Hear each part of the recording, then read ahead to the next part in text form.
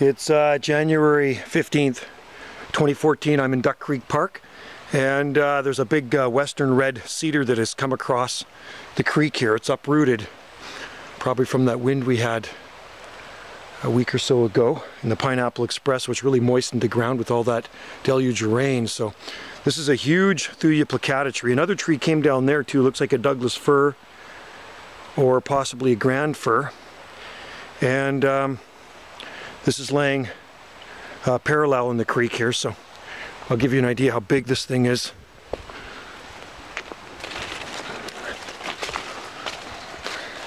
I'll get in here for scale so you can actually see. So here's the root system that's broken off, left a big gaping hole in the ground here. This is a very old tree, native tree, and they don't have the most massive root system. I don't think it's blocking the creek though. Looks like the water's still getting through, so like I see, it's running parallel to the creek. So I'll set this camera up here and I'll stand beside that log. Let's just balance this on here.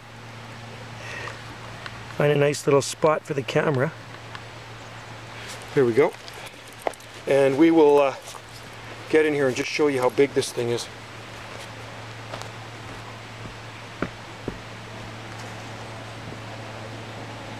Pretty big tree, and the wood in this would be just amazing too. It takes a long time for cedar trees to rot.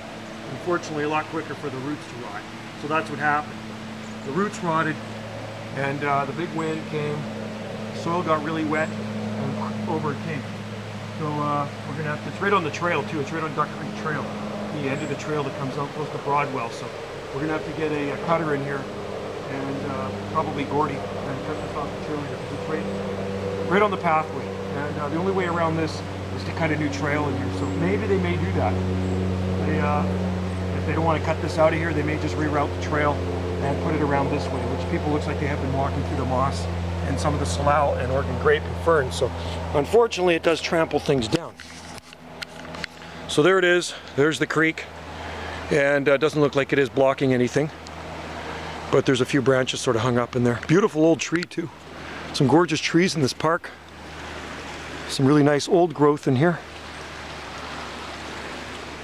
And looks like, yeah, people have been walking around this way. So there you have it. That's what happens when we get a lot of rain here. The soil's kind of clayish, and you can see the roots have snapped off there. But yeah, this wood is full of natural oil, so it does last.